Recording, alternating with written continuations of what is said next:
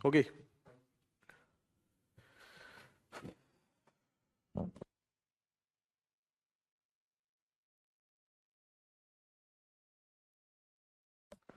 नमस्कार भी सभी लोगों को, मोस्ट वेलकम है आज के सेशन में। एक बार जल्दी से कमेंट करके ये बताओ कि लास्ट क्लास में क्या कराया था, वहीं से कंटिन्यू करते हैं। प्लीज एक बार कमेंट करो। विमल, रोशन, एकता, आराधना, प्रतीक्षा, उमेश, अमन, शिवम, संतोष, अंकित, शीतल, आराधना, रोहित, पंकज, प्रियांशु, प्रीतु।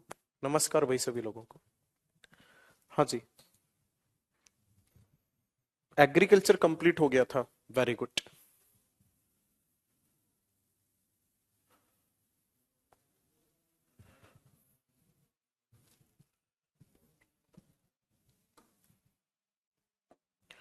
हेडिंग डालो अब आप।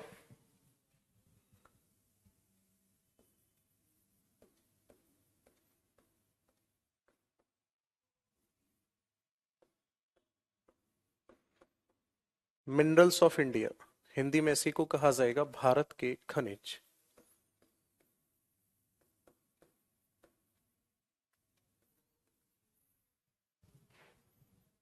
ठीक है। ओ, खनिज से पहले आप एक और हेडिंग डालो, वेजिटेशन ऑफ इंडिया।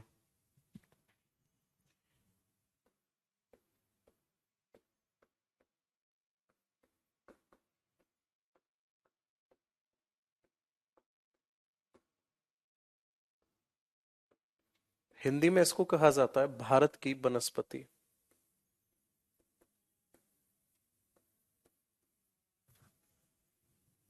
भारत की वनस्पति के बारे में बात करनी है।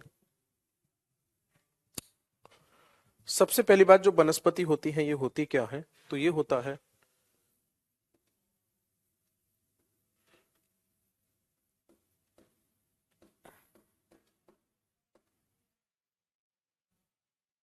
ग्रुप ऑफ प्लांट होता है।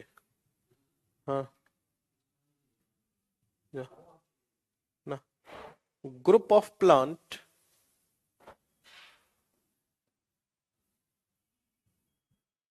ग्रो अप नेचुरली, है ना। ये होता क्या है सर? तो आपका आंसर होगा, वनस्पति जो होती है ना, पौधों का समूह होती है। ये क्या होती है? पौधों का समूह होती है।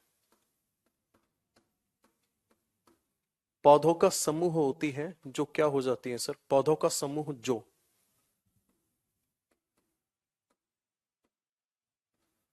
प्राकृतिक रूप से उगती है।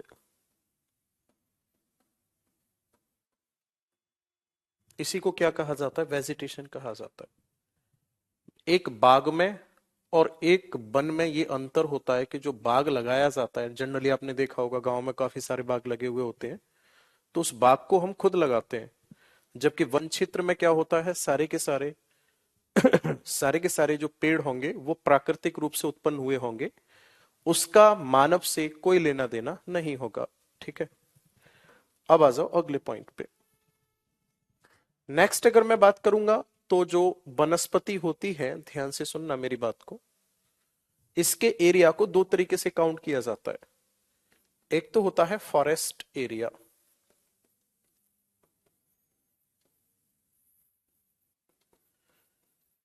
और एक होता है एक्चुअल फॉरेस्ट एरिया।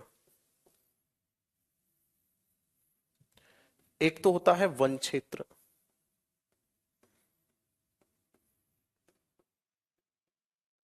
और एक होता है वास्तविक वन क्षेत्र।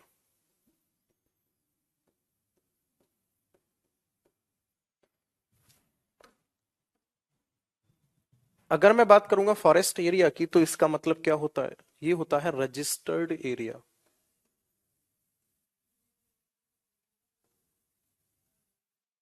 Registered area in forest department.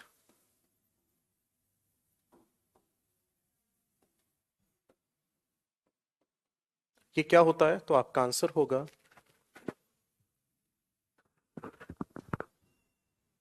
Registered area in forest department. Okay.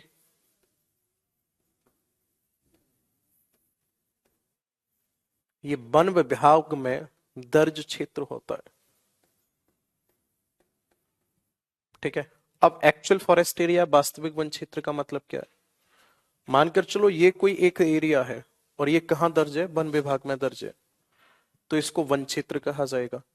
लेकिन इस वन विभाग वाले क्षेत्र का इतना जो क्षेत्र था, इस पर पौधे लगे हुए थे और ये खाली पड़ा हुआ था, तो इस वाले पौधे लगे हुए भाग को क्या कहा जाएगा? इसको कहा जाएगा वास्तविक वन क्षेत्र, है ना। मैं इसकी डेफिनेशन में क्या लिखूंगा? डेफिनेशन में लिखूंगा वन विभाग का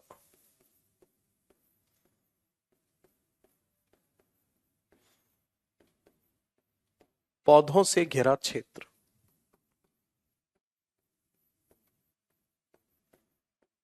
ठीक है ना, इसको क्या कहा जाता है? एक्चुअल फॉरेस्ट एरिया कहा जाता है। बात बराबर है। अब बात यह आ जाती है कि जो वन होते हैं इसके क्या क्या फायदे या नुकसान, क्या क्या फायदे होंगे। तो पहली बात, ये सोर्स होते हैं,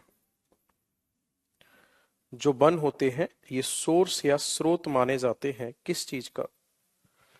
देखो, लकड़ी का स्रोत होते हैं, आयुर्वेदिक मेडिसिन का स्रोत होते हैं, रेनफॉल भी कराते हैं ये, हाँ या ना? अरे वनों से हमें लकड़ी प्राप्त होती है, दवा या औषधि प्राप्त होती है, वर्षा भी कराते हैं वन क्षेत्र जो होते हैं। ये क्या करते हैं sir? Control soil erosion.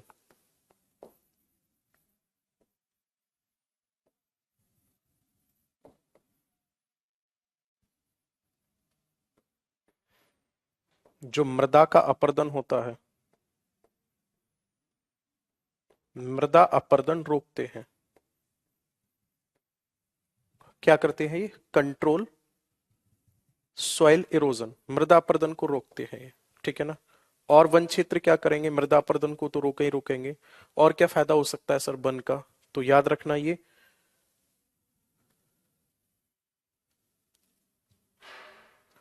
Carbon absorption करते हैं। ये क्या करते हैं सर? तो आपका आंसर होगा कार्बन एब्जॉर्प्शन करते हैं, यानी कि सर ये कार्बन का अवशोषण करते हैं। इतने फायदे होते हैं वनों के। अब बात यह आ जाती है कि भारत में कितने प्रकार के वन पाए जाते हैं। तो भारत में जो वनों के प्रकार हैं उनको निम्नलिखित भागों में बांटा गया है। टोटल 5 प्रकार के हैं। मैं वो पढ़ा रहा हूं, इसको जब तक नोट कर दो जल्दी से।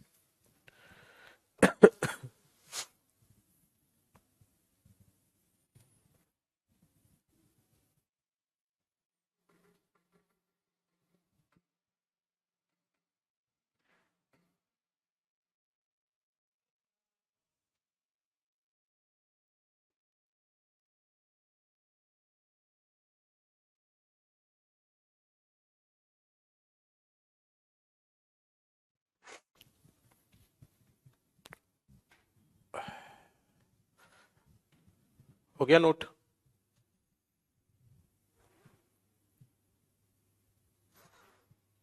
नीरज पागल वागल है क्या? मतलब जहां पढ़ाई का माहौल चल रहा है तुझे अलग ही स्पेशल टाइप की खुजली हुई पड़ी है। पता नहीं क्या कमेंट कर रहा है सर, आपकी शादी हुई या नहीं हुई है, शादी हो गई है क्या, ये हो गया वो हो गया। किस दुनिया में खोया हुआ है यार? पढ़ाई कर ले। हद कर रहा है।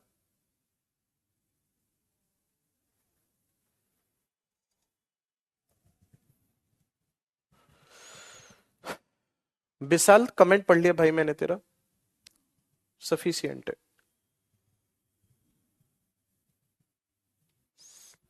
चलो नेक्स्ट हेडिंग डालो। अब 5 प्रकार के वन कौन कौन से पाए जाते हैं उसे देखते हैं, देखो ध्यान से। सबसे पहले एक वर्ड लिख रहा हूं मैं, इसका मतलब समझाऊंगा अभी।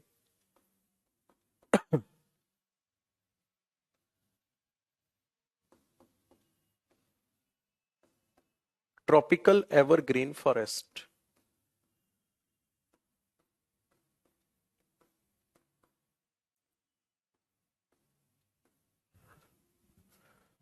उष्ण सदाबहार वन। ठीक है, ट्रॉपिकल एवरग्रीन फॉरेस्ट, उष्ण सदाबहार वन। ट्रॉपिकल का मतलब है जहां पर टेम्परेचर कितना रहता हो? टेम्परेचर रहता हो सर थोड़ा सा ज्यादा। लगभग 20 से लेकर के 25 degree centigrade whole year, 20 degree centigrade के समथिंग अबाउट। टेम्परेचर ज्यादा रहेगा, then you know very well rainfall also will be high. जो वर्षा होगी, वर्षा भी कैसी होगी, लगभग 200 सेंटीमीटर से ज्यादा होनी ही है, right. In this situation here plant density always high. Plant density कैसी होगी यहां पे, प्लांट डेंसिटी होगी हाई। यानी कि जो पौधे होते हैं, पौधे कैसे होते हैं, पौधे सघन होते हैं। पौधे कैसे होते हैं, सघन होते हैं। क्या मतलब है इस बात का सर? इस बात का मतलब ये है कि जो पेड़ हैं यहां लगे हुए, ये बहुत ही घने हैं, यूं। अब क्या होगा सर, इनको सनलाइट कम मिलेगी या ज्यादा मिलेगी? तो सूर्य के प्रकाश को प्राप्त करने के लिए ऐसा माना जाता है कि ये लगातार प्रयास करते हैं।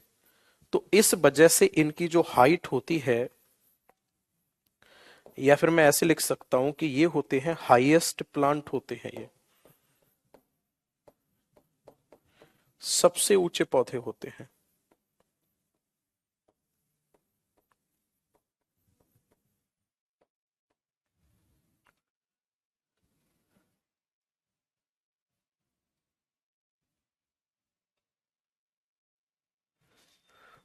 ये कैसे पौधे होते हैं? आंसर होगा सबसे ऊंचे पौधे होते हैं। नेक्स्ट अगर मैं बात करूंगा तो इस कंडीशन में जब यहां नीचे सनलाइट नहीं आ रही है तो यहां घास के मैदान होंगे। तो आंसर होगा यहां पर घास के मैदान होंगे, नहीं होंगे। घास के मैदान नहीं होंगे यहां पे, है ना। यातायात होता होगा इनके बीच में, यातायात भी नहीं होगा। अब अगर मैं यही बात करूंगा तो फिर प्लांट कौन कौन से आ जाएंगे इसमें? तो प्लांट में आ जाएगा, ध्यान से सुनना, जैसे आपने सुना होगा रबड़ का पौधा सबसे लंबा माना जाता है, रबड़ है ना। आवनूस रोजवुड है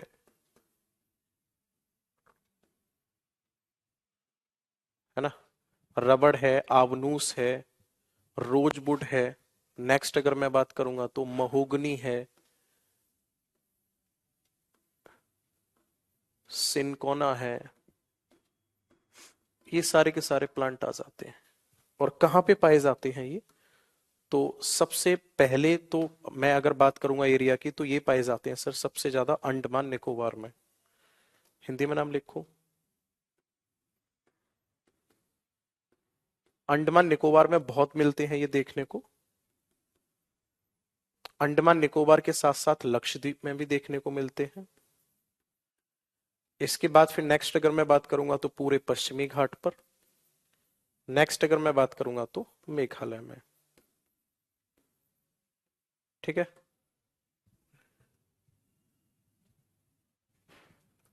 आबनूस को इंग्लिश में एबोनी लिखा जाता है। नेक्स्ट अगर हम बात करेंगे तो सेम आ जाएगा, tropical deciduous forest.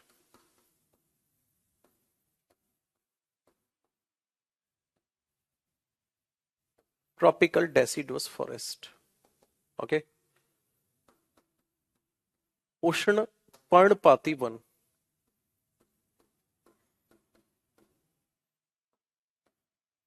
Okay. Just opposite चलना है हमें। टेम्परेचर यहां पे कैसा रहेगा? टेम्परेचर मॉडरेट रहेगा, 15 से 20 डिग्री सेंटीग्रेड के समथिंग अबाउट रहता है। रेनफॉल हाई होगी या कम होगी? तो रेनफॉल जो होगी वो होगी लगभग 150 से लेकर के 180 सेंटीमीटर तक होगी। अगला पॉइंट, ठीक है ना। अगला पॉइंट होगा इसी में, यहां प्लांट डेंसिटी कैसी होगी? यहां पर प्लांट डेंसिटी कैसी होगी? पौधे कैसे होंगे यहां पे? पौधे कम घने होते हैं।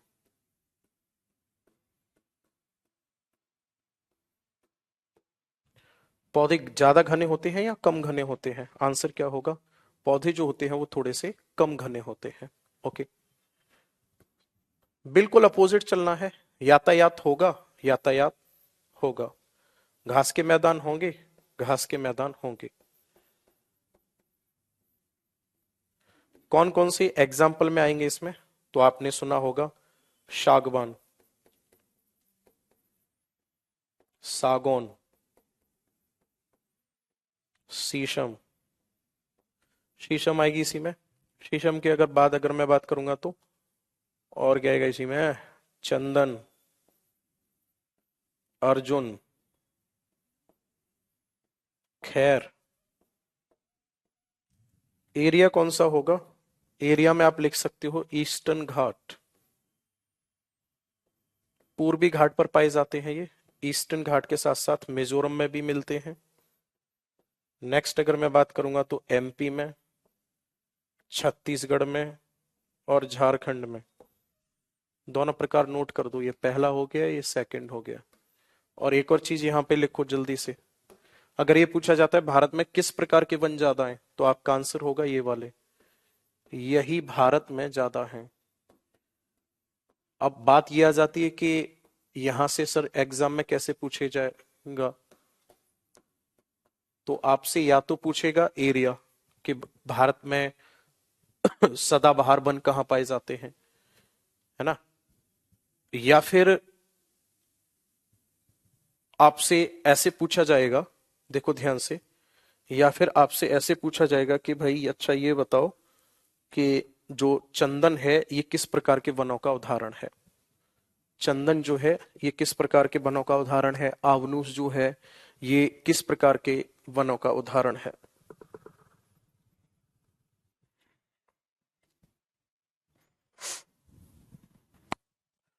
नोट कर दो इसको जल्दी से।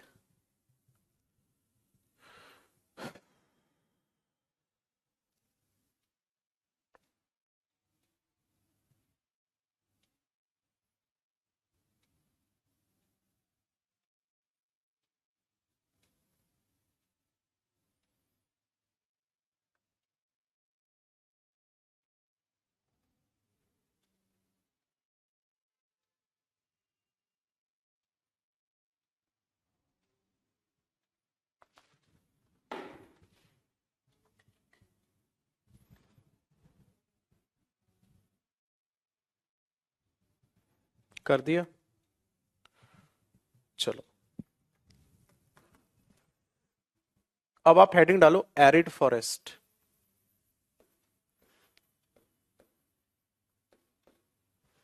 इसको कहा जाएगा सर मरुस्थलीय वन।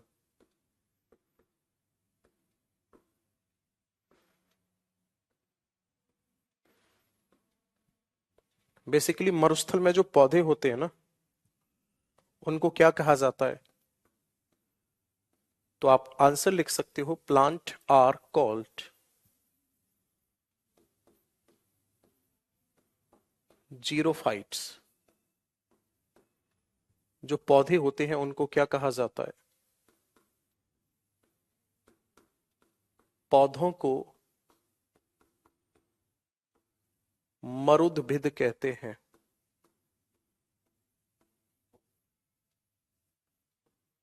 अब यहां होता क्या है, देखो ध्यान से, यहां होता यह है भाई साहब, जो वेपराइजेशन होता है,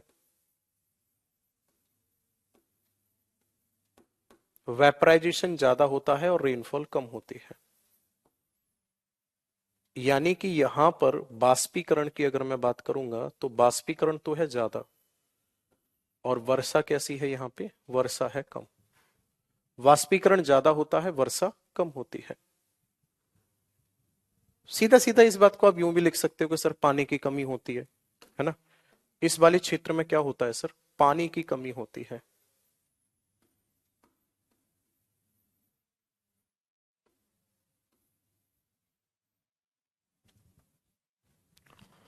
पानी की कमी होने की वजह से ही इन पौधों की जड़ें कैसी होती हैं? रूट्स होती हैं लॉन्ग, और जो लीफ होती हैं वो होती हैं कैसी? स्पाइनी। क्या मतलब है सर? मतलब ये जड़ तो हो जाती है लंबी, और पत्ती कैसी होती है? पत्ती होती है नुकीली। नुकीली पत्ती से क्या फायदा है, इस बात को भी समझ लो। पॉइंटेड होती है, ज्यादा चौड़ी पत्ती नहीं होती है। क्योंकि जड़ों को पानी की आवश्यकता होती है, तो पानी को तलाशते तलाशते नीचे तक चली जाती हैं जड़ें तो। और वहीं अगर मैं बात करूंगा स्पाइनी लीफ की, तो इसका क्या फायदा होगा? स्पाइनी लीफ का फायदा यह है, आपको अच्छे से पता होगा, the leaf of a plant release water vapour और water amount in the atmosphere and this phenomena is known as transpiration. आपको अच्छे से पता है कि पौधे की पत्तियां क्या करती हैं, जलवाष्प की मात्रा को वायुमंडल में छोड़ती हैं। और जलवाष्प की मात्रा को जब वायुमंडल में छोड़ती हैं तो इसी को क्या कहा जाता है? बाष्पोत्सर्जन कहा जाता है। इसी को क्या कहा जाता है? बाष्पोत्सर्जन कहा जाता है। तो वाष्पोत्सर्जन अगर हो रहा है, इसका मतलब प्लांट के अंदर वाटर की डेफिशिएंसी हो रही है। तो पानी कहीं ऐसा ना हो कि पौधा खर्च कर दे, इसके लिए पत्तियां कैसी होती हैं? नुकीली हो जाती हैं कि भाई तुझे पानी खर्च नहीं करना है, जितना कहीं से भी तुझे प्राप्त हुआ है अपने पास संभाल के रख। समझ रहे हो मैं क्या कह रहा हूं? अब बात आ जाती है कि इसमें एग्जाम्पल्स क्या क्या होंगे। एग्जाम्पल में सर खजूर है, बबूल है, कैक्टस है, नागफनी। खजूर है, बबूल है, कैक्टस है, खेजड़ी है। ये किस में आ जाएंगे सर? एग्जाम्पल में आ जाएंगे। एरिया कौन सा होगा? राजस्थान वाला एरिया होगा, गुजरात वाला, और साउथ वेस्ट पंजाब और हरियाणा, इस एरिया में पाए जाएंगे। इसके बाद फिर एक टाइप और अगर आपने सुना हो तो एक आता है सर माउंटेनियस फॉरेस्ट।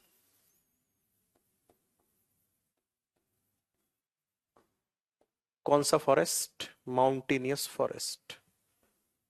हिंदी में इसको कहा जाता है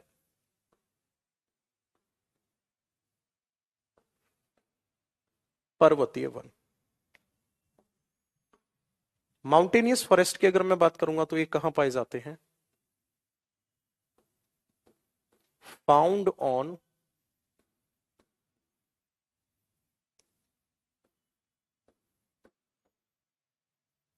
हाई एलिवेशन एरिया। ये कहां पाए जाते हैं? तो आपका आंसर होगा these forest are found on high elevated areas. ऊंचे स्थान पर पाए जाते हैं।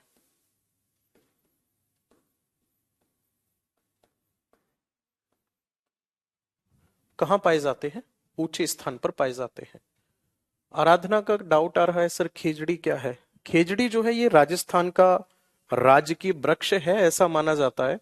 यहाँ पे खेजड़ी नामक वृक्ष की राजस्थान में पूजा की जाती है, और ऐसा माना जाता है कि जो पांडव थे, पांडव जब कौरवों से क्या नाम है, वो जो पूरा बताया जाता है ना महाभारत में, पांडव जिस टाइम पे जंगलों में भटक रहे थे, तो इस वृक्ष के नीचे उन्होंने रेस्ट किया था। तो इस मान्यता के आधार पर इस वृक्ष की पूजा की जाती है। ये ऊंचे स्थान पर पाए जाते हैं, पर्वतीय वन जो है। अब सिंपल सी बात है, ऊंचे जैसे जैसे हम ऊंचाई पर जाते जाते हैं, जैसे जैसे ऊंचाई पर जाएंगे वैसे वैसे क्या होगा? जैसे जैसे ऊंचाई पर जाएंगे सर तापमान में परिवर्तन होता रहता है। तो तापमान में जब परिवर्तन आता है, इससे किसी भी पौधे की लकड़ी में भी परिवर्तन आएगा। बात क्लियर है यहां तक?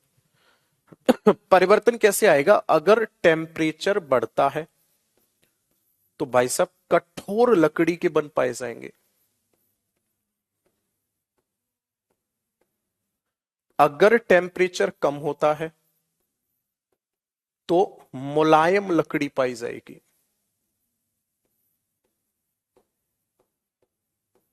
समझ में आ रहा है? अब ऊंचाई के आधार पर देखा जाए तो 1500 मीटर तक की ऊंचाई पर अगर आप जाओगे तो आपको क्या मिलेंगे? सदाबहार वन मिलेंगे, जो मैंने अभी एग्जांपल में लिखा है। 1500 मीटर की ऊंचाई तक कैसे वन मिलते हैं? ओनली और ओनली सदाबहार वन। फिर 1500 से और ऊपर जाएंगे, 3500 मीटर तक जाएंगे तो क्या मिलेगा सर? तो मिलते हैं सर कॉनीफेरस। कॉनीफेरस का मतलब जानते हो? शंकुधारी। क्योंकि कहां पहुंच गए आप? 3500 मीटर तक, समझ रहे हो आप? 3500 मीटर तक का मतलब हो गया कि आप शिमला, कुफरी, मनाली, मसूरी, इस पूरे के पूरे माउंटेनियस एरिया पे हो। तो वहां पे आपने क्रिसमस जैसा ट्री देखा होगा, एक्चुअल में वहां पे स्नोफॉल होती है। तो बर्फ गिरने के कारण पेड़ यूं हो जाता है। आगे बात समझ में, यूं हो जाता है। और जब यूं हो जाएगा तो ऐसी स्थिति में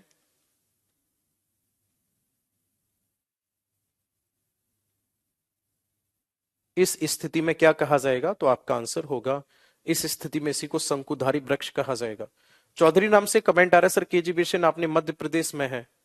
भाई साहब केजी बेसिन मध्य प्रदेश नहीं, उसको आंध्र प्रदेश बोलते हैं। आया समझ में आपको? केजी बेसिन जो है वो आंध्र प्रदेश में है, ना कि मध्य प्रदेश में है। और एक जमाना ऐसा हुआ करता था जब छत्तीसगढ़ में चावल ज्यादा उगाए जाते थे, तो छत्तीसगढ़ को भारत का धान का कटोरा कहा जाता था। लेकिन पिछले कुछ लेकिन कुछ पिछले वर्षों की अगर मैं बात करूंगा, तो आंध्र प्रदेश में चावलों का उत्पादन अच्छे स्तर पर हुआ है, कम से कम एरिया में ज्यादा प्रोडक्शन हुआ है, तो उसे धान का कटोरा कहा जाता है। कंफ्यूज उतने हुआ करो जितना सही लगता है। ओके। शिव नाम से कमेंट आ रहा है, एरिड फॉरेस्ट कहां पर पिए जाते हैं? एरिड एरिड फॉरेस्ट, और ये राजस्थान, गुजरात और दक्षिण पश्चिम पंजाब और हरियाणा में। ठीक है। मुझे लगता है कि आपकी क्लास का टाइम आध घंटा रखना चाहिए। मुझे आध घंटे तक पूरी क्लास बहुत अच्छे से पढ़ती है, उसके बाद तो भाई साहब निहायती ड्रामे पे उतर आते हैं। रिकॉर्डेड क्लास है, वीडियो कट के आ रहा है, नमस्ते, हाय, हेलो, बस पूरी स्क्रीन पे ये कमेंट चलना शुरू हो जाते हैं। क्लास बीच में चल रही है, राजू की नमस्ते नहीं हो पा रही, वो कह रहा है बस दुनियादारी की भाड़ में पहले नमस्ते हो जाए तो ज्यादा सही है ना? तो मैं बता रहा था कि 1500 से लेकर के 3500 मीटर तक की ऊंचाई की अगर मैं बात करूंगा, तो 1500 से 3500 मीटर तक की ऊंचाई पर कॉनिफेरस फॉरेस्ट पाए जाते हैं, यानी कि शंकुधारी वन पाए जाते हैं। शंकुधारी का वन मतलब हो गया कि वे वन जो क्या करते हैं, वे वन जहां पे बर्फ गिरती है। तो बर्फ गिरने के कारण ये वन कैसे हो जाते हैं, देखो ध्यान से, इधर लिख रहा हूं मैं। बर्फ गिरने के कारण ये इनके जो वृक्ष होंगे ना, वो कुछ ऐसे होंगे, यूं ऐसे हो जाते हैं, ऐसे यूं हो जाते हैं। तो इसी को कहा जाएगा शंकुधारी वन, क्योंकि शंकु जैसा है। आगे बात समझ में, ये कैसा है, शंकु जैसा बन गया। तो शंकुधारी वन का उदाहरण क्या हो सकता है, एग्जाम्पल क्या होगा? एग्जाम्पल में अगर आपने सुना हो तो देवदार का वृक्ष आता है, सेम ऐसे ही आता है चीड़ का, और एक आता है स्प्रूस का। ये सब वृक्षों के नाम हैं। तो 1500 मीटर तक सदाबहार, 1500 से 3500 मीटर तक शंकुधारी वन। अब आप पहुंच रहे हो सर और ऊपर, 3500 से लेकर के 4500 मीटर तक की ऊंचाई पर। यहां नॉर्मली टूरिज्म तो पॉसिबल ही नहीं है। 60 से 70 किलोमीटर पर आवर्स की स्पीड में हवाएं चलती हैं। 3500 से लेकर के 4500 मीटर तक की ऊंचाई की अगर मैं बात करूंगा, तो यहां पे क्या होगा, थोड़ी बहुत घास फूस टाइप में पाई जाती है, जिसको अल्पाइन कहा जाता है। अल्पाइन मिलते हैं यहां पर। और ऊपर जाएंगे अब हम, 4500 मीटर से भी और ज्यादा ऊपर जाना चाहते हैं, क्या मिलेगा हमें? कुछ नहीं। ये क्वेश्चन बहुत पूछा जाता है कि कितने मीटर से ज्यादा ऊंचाई पर जाने पर वनस्पति नहीं मिलती है। तो आंसर होगा आपका 4500 मीटर। क्लियर है यहां तक?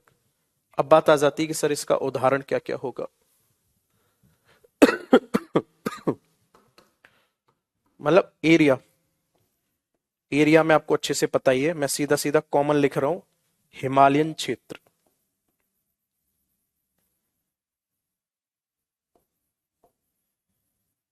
पूरा का पूरा नॉर्थ इंडिया, है ना, उत्तराखंड, हिमाचल, सिक्किम, अरुणाचल, सिम और क्या नाम है आपका ये, जम्मू कश्मीर, ये पूरा का पूरा क्षेत्र।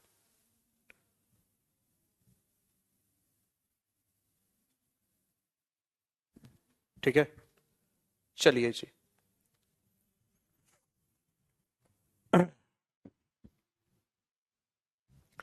नेक्स्ट अगर मैं बात करूंगा तो इसी में अब अगला जो आपका आ जाएगा वो होगा, यहां तक हो गए।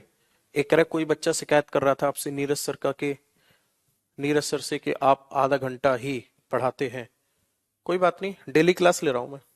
आगे बात समझ में। और आपका इंडियन ज्योग्राफी का सिलेबस खत्म होने पे है ना। इसके बाद वर्ल्ड ज्योग्राफी का सिलेबस शुरू हो जाएगा, बैच ही खत्म हुआ जा रहा है। शिकायत कर रहा है, करने दो, ठीक है, कोई दिक्कत नहीं। इसके बाद ये कौन सा टाइप है बेटा, देखना एक बार, चौथा टाइप होगा ना ये होगा चौथा टाइप। अब आ जाओ अगले पॉइंट पे, पांचवे पे आ जाओ। पांचवे पे होगा डेल्टाई फॉरेस्ट। इसको कहा जाता है क्या? तो आंसर होगा डेल्टाई one,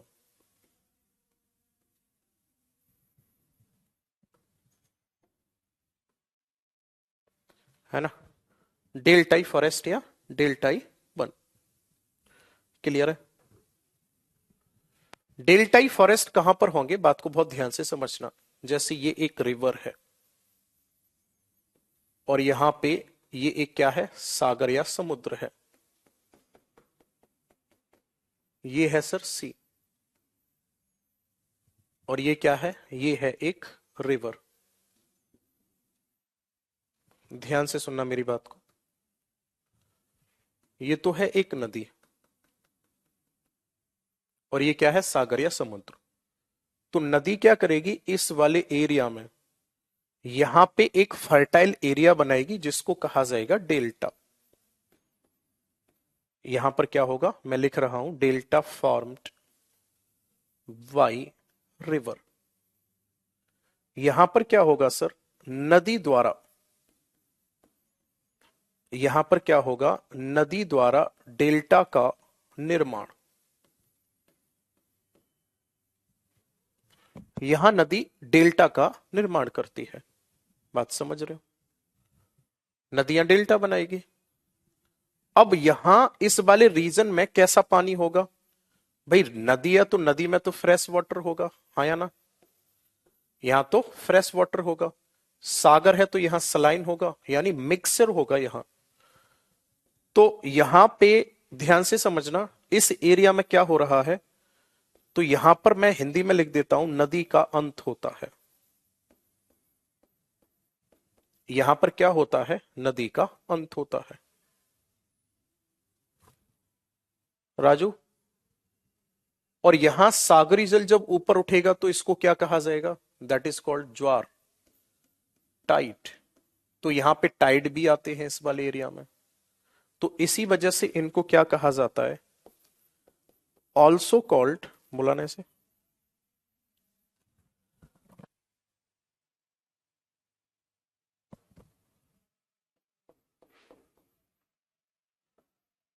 also called tidal forest.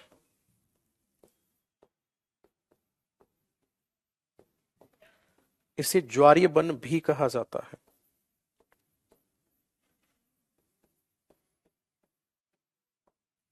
एक तो ये नाम है इसका, एक और नाम है मैंग्रोव फॉरेस्ट।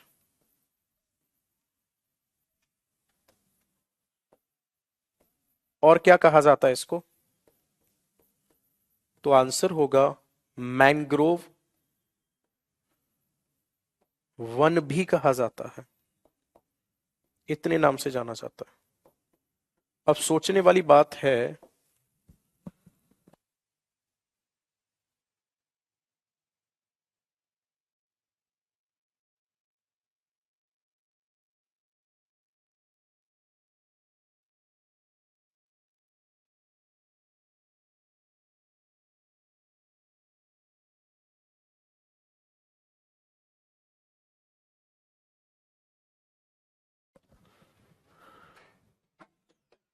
अब ये जो वन क्षेत्र होंगे ना भाई साहब, ये ऐसे वन क्षेत्र होंगे, इनकी जिंदगी जो है वो हमेशा हमेशा पानी में ही रहेगी, राइट। इनकी जिंदगी किस में रहेगी, हमेशा पानी में ही रहेगी। ओके, तो हम लिख सकते हैं यह हमेशा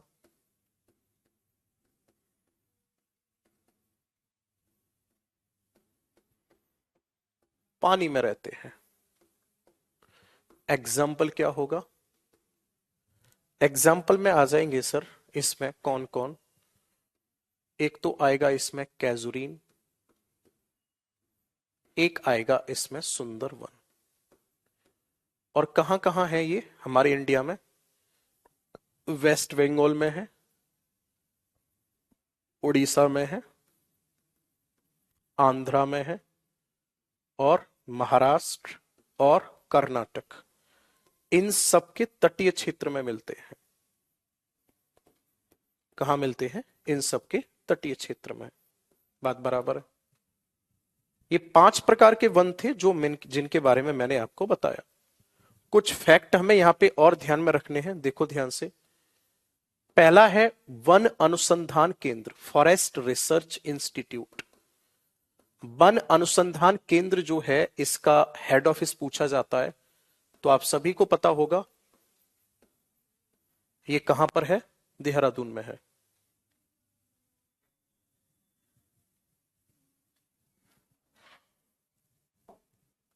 नेक्स्ट अगर मैं बात करूंगा तो ये क्या करता है?